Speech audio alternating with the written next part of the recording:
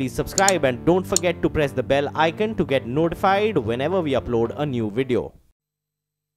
Hello and welcome to the CNBC TV18 special interview. I'm Shireen Bhan and we're in conversation with a man who's holding three portfolios: railway, coal and finance. Minister Piyush Goyal, appreciate you joining us here on CNBC TV18. Let me start by talking to you about the power sector, sir, your erstwhile ministry. You had a meeting with your counterpart in the power ministry today on the issue of how the government intends to deal with the Allahabad High Court order in the context of the... What is the thinking currently? Do you believe that a special carve-out just for the power sector is the way forward? When can we expect a decision on this front? I'm also given to understand that a parliamentary committee meeting is scheduled for tomorrow, which may take up this issue as well. Well, we were meeting today only to understand the contours of the Allahabad High Court judgment and to ensure that all the sections of government, whether it is Finance Ministry, Power, Coal, the Reserve Bank of India, everybody works in tandem to address the concerns that the Allahabad High Court has raised, and also to ensure that the sanctity of the IBC process is not affected in any way. So we are very keen that the IBC process should be respected, should be followed. It's a very robust process which will ensure a fair treatment of all non-performing assets in the future. Within that framework, if there is a way to work with the power sector players and the bankers in consultation and under the advice and guidance of the Reserve Bank of India, we will try to find a solution in the best interest of the country.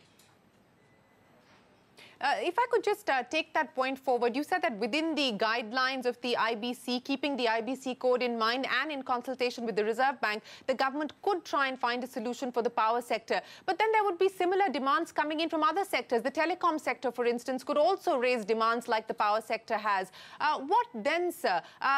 Will this whole process not then be opened up, so to speak, for demands coming in from different sectors?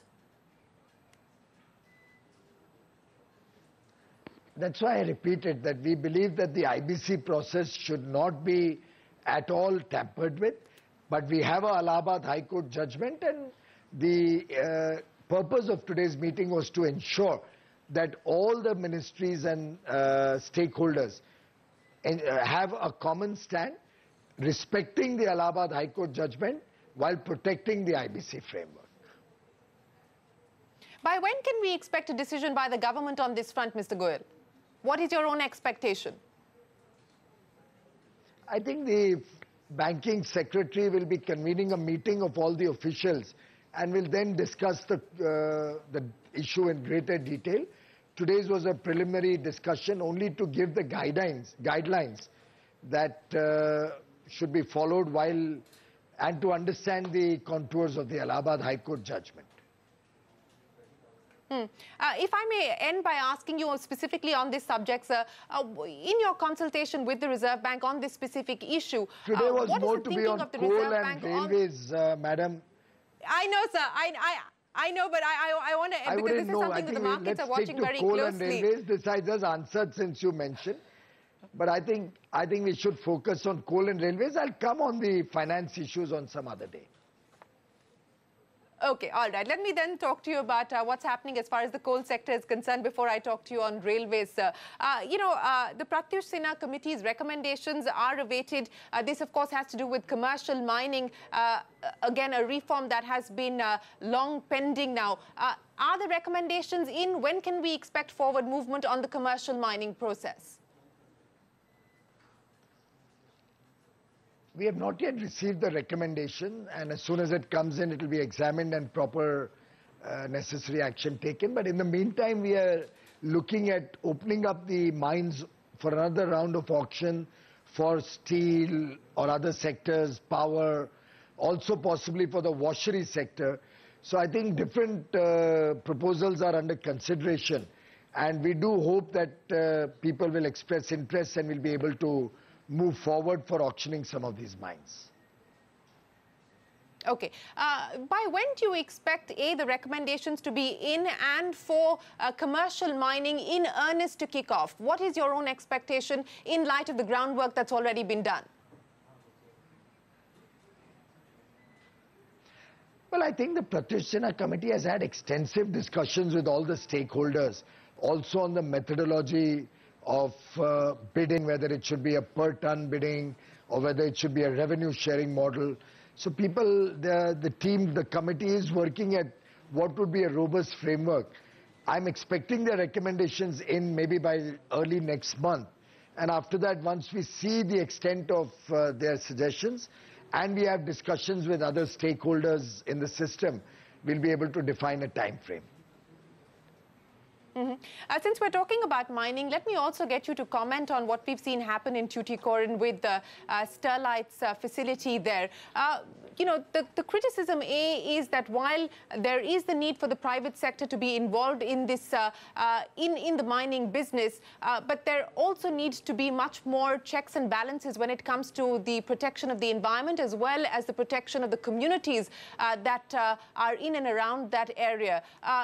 Given what we've seen happen in Tuticorin with now a permanent closure, so to speak, what is the view of the government on ensuring that we don't see a repeat? And do you believe that this is now going to hamper both interest in mining from private sector players as well as Vedanta's own interest in this sector?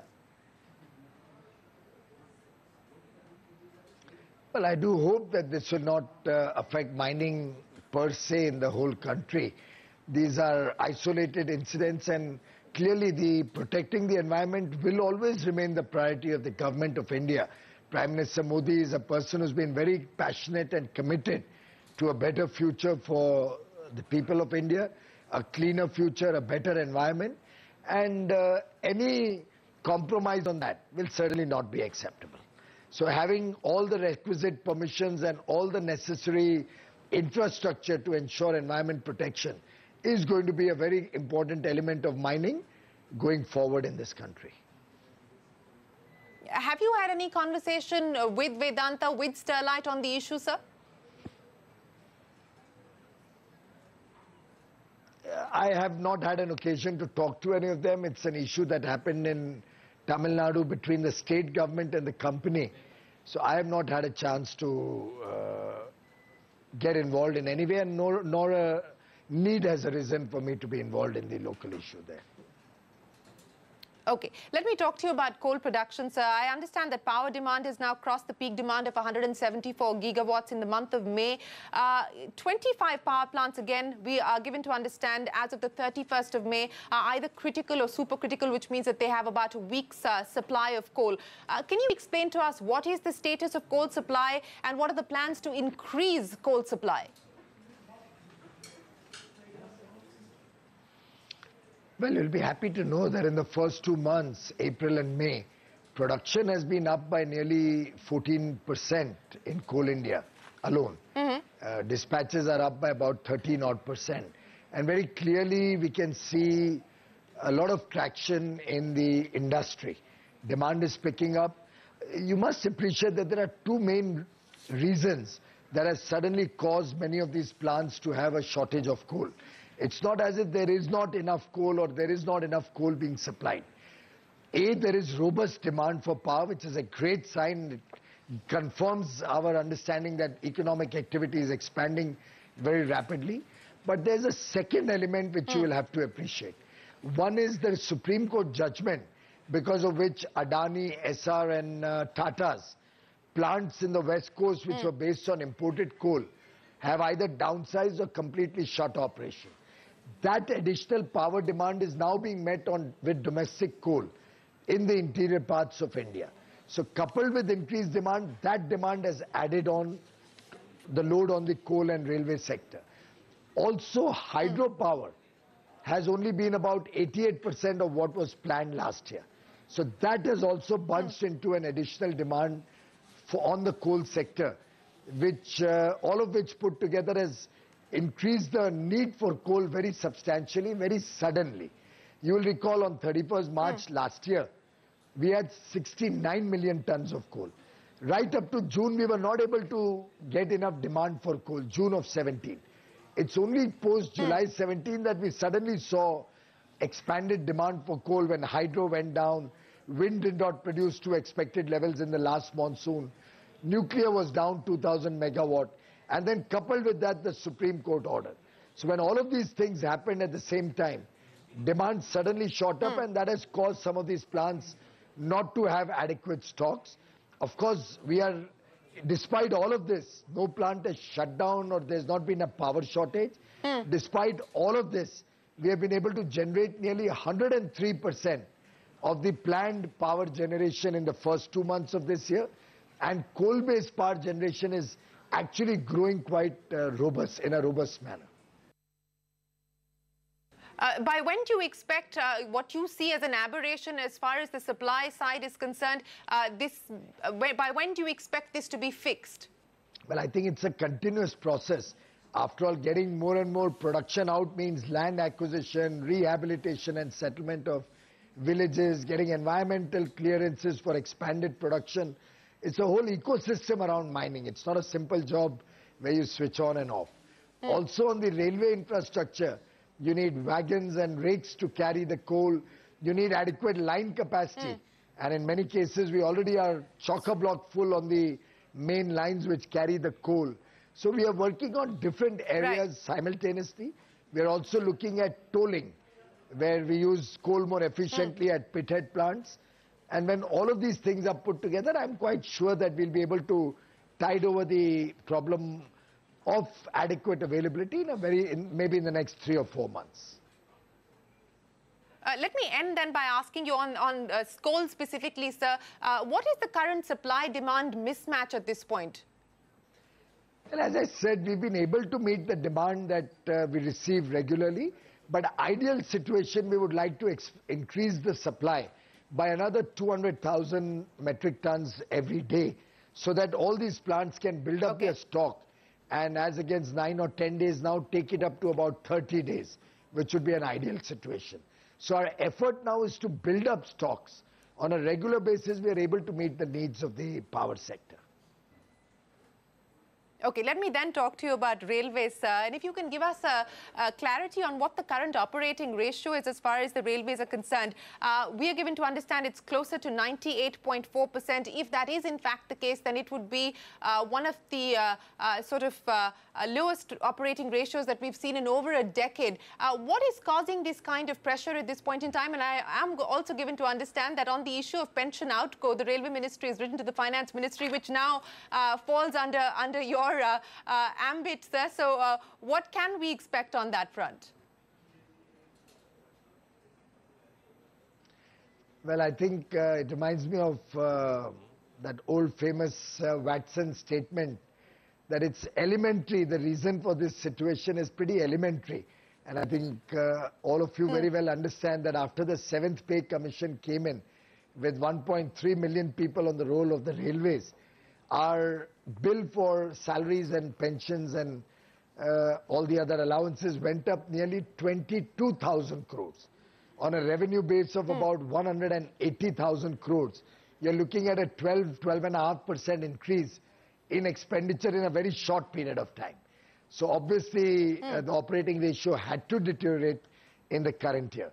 But we are working towards improved efficiency, better procurement practices, putting to use some of the assets in a more efficient manner, monetizing some of our non-immediate requirement assets like land in various places, seeing how our the efficiency of rolling stock and track can be better utilized, looking at electrification being speeded up. You know, we did 4,087 kilometers of electrification last year, which is which used to be 650 or 700 kilometers in 2013-14.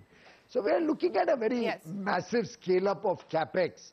We have expanded CapEx 2.5 times in the last few years compared to the previous government.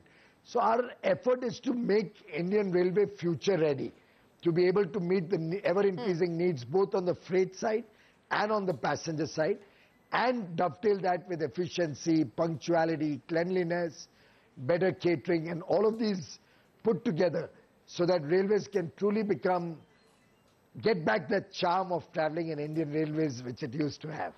So we can once again have some more songs being made in the railways and some more honeymoon travels coming back to the railways. Well, we'll have to wait to see about that, Mr. Goyal. But specifically on the issue of the operating ratio, and as you pointed out, it's a series of steps that you intend to take forward to ensure that there is an improvement on the operating ratio. Can you leave us with what is the current operating ratio? And also on the issue of land monetizations, you know, we've previously spoken about the issue of land monetization several times over. When do we actually see the Railway Ministry move forward with this? And speaking of monetization, today you've already put out an advertisement or at least an announcement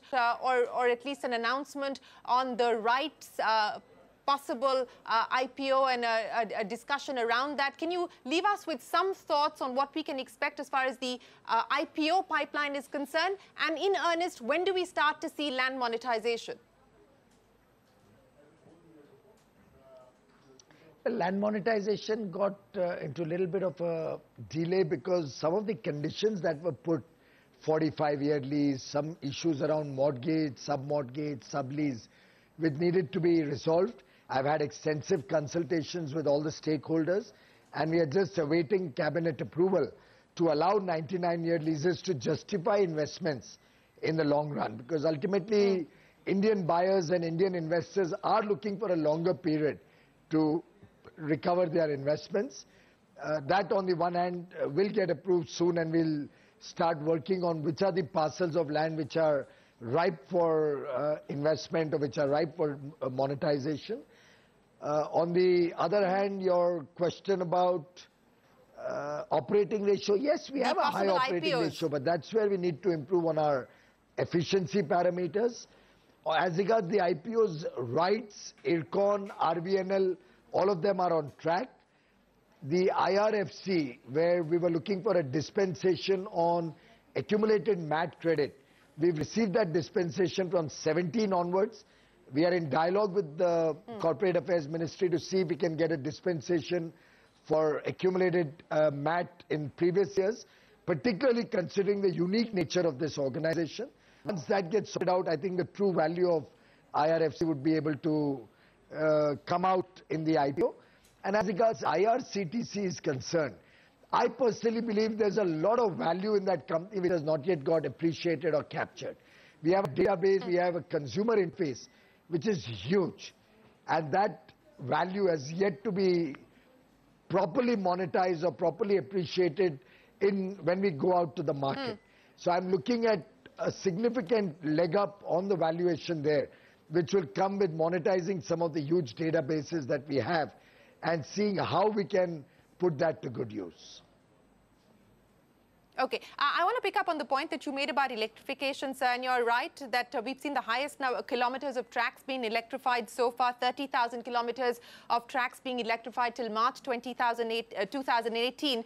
But you have a fairly ambitious target of 66,000 kilometers by 2021. Now, there were also reports suggesting that the Prime Minister's office has raised concerns with the railway's electrification plans. So is the 60,000 kilometers achievable by 2021? And what are the specific concerns that the Prime Minister seems to have with the electrification plans? Well, about 20,000 kilometers more is already in the pipeline. It's not as if we are starting from today. So there's a lot of work already going on. For this year, we are looking at almost doing anywhere between 5,000 and 6,000 kilometers. So our work has started much earlier when Mr. Sadanand Gowda and Mr. Suresh Prabhu were there, and we are confident not by 2021. I think the target is 2022 August 15, by when we hope to see large parts of the railways, as the finance minister in his budget speech said, optimum electrification of the railways. And I think, please don't believe every report that you read or that you yourself put out in your channels. Very often these reports are created out of figment of imagination and by unnamed sources which God knows where you get from and what kind of interests are there behind those reports. I really can never understand that. But my Prime Minister is a very, very economic savvy leader what he guided us was that we must prioritize the investments that we are making on the electrifications rather than just focusing on how quickly we can do 100%.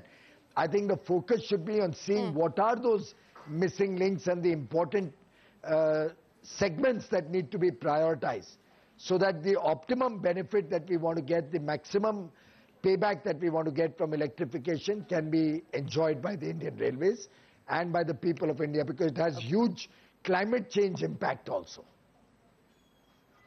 Okay, I'll end by asking you two specific questions, sir. One on Air India, because you're part of the alternate mechanism that the government has set up.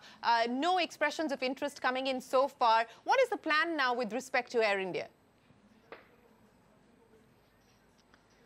I think the ministers who are tasked with that assignment will meet again and we'll take it forward. We'll discuss amongst ourselves what other models or what needs to be done to make this a viable proposition. So you're not giving up on the plans to disinvest Air India? Well, that decision has to be taken by the cabinet, if at all that was to be taken.